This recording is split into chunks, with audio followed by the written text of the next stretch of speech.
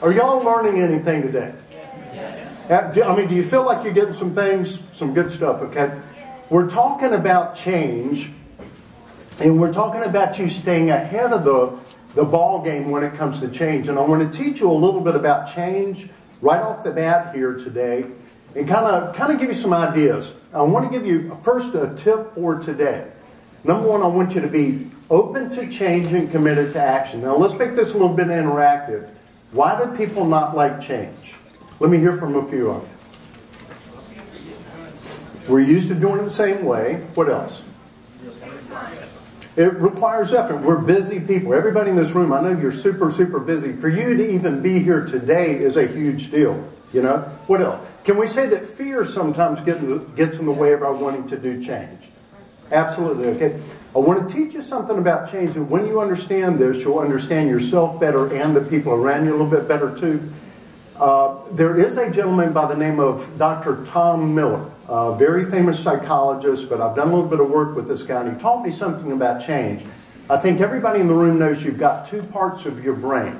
You have a subconscious mind and a conscious mind. Okay? Everybody, I'm sure, has heard of that. Your subconscious mind is huge. Your conscious mind is very, very small in comparison. According to psychologists, about 97% of your brain is your subconscious, and about 3% would be your conscious. So, for example, if this room was your brain, maybe like from here back would be your subconscious mind, and maybe right here to the curtain would be your conscious mind. So it's very, very small. Now, Dr. Miller equates the subconscious mind to a horse. And I want you to picture in your mind's eye like a great, big, very, very strong horse. And he equates the conscious mind as the rider. And I want you to picture like a little rider that gets up on top of the horse. Now, which one should be in control, the horse or the rider? The rider needs to be in control, okay? Take a look up here at the screen. This is your horse. Actually, let me show you this little quote here. A friend of mine who lives here in Atlanta, a guy by the name of Steve Moore, he once said this in one of his books. He said, people want the results of change, but they prefer the status quo to the effort it takes to get the change, okay? Today is all about change, and you're learning new things, but there's some things that are going to cause you not to go after it, okay?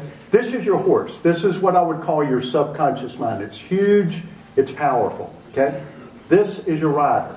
Does anybody by chance know who that guy is? Willie Shoemaker, okay? I asked that question about 2 weeks ago in Pittsburgh, Pennsylvania, and the guy in the room said, is that you? I said, nope, dude, put your glasses on. Right? That ain't me. But anyway, Willie Shoemaker, the winningest jockey in the history of the world. He won 8,800 races. Okay? The most that he was allowed to weigh on race day, 112 pounds.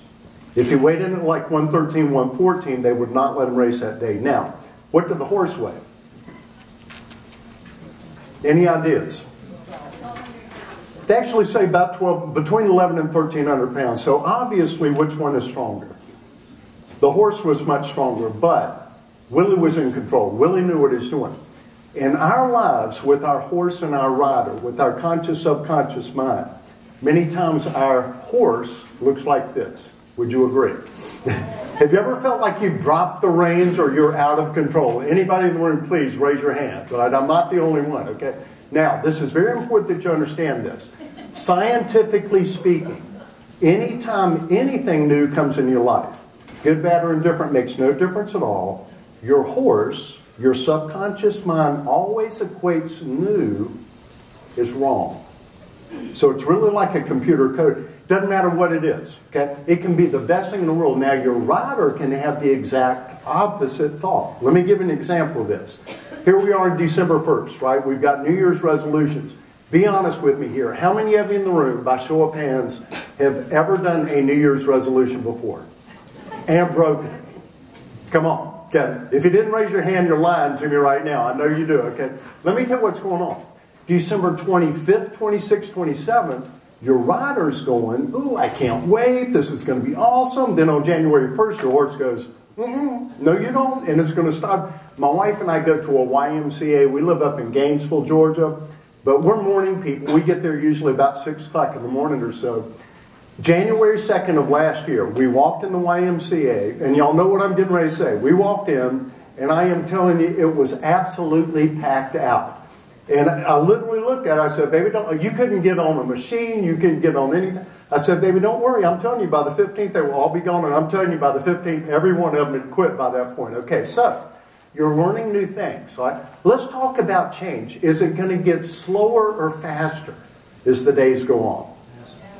I guarantee you in 2021, you will look back at 2011 and you're going to go, those were the good old days. Okay? Let me prove this to you. I'm going to ask you to do something kind of fun. We're going to make this interactive. I want you to get in groups of, let's say, come on here, buddy. There you go. I want you to get in groups of 4 or 5 people. So just get, even if you don't know them, just get in little groups. I want you to make a list. I'm going to give you about 2 minutes of all or as many words as you can think of that were not in existence before the year 2000. Everybody get what to do? Get in your groups, take 2 minutes. I'm going to come call on some of you, so let's see what you can come up with. Facebook.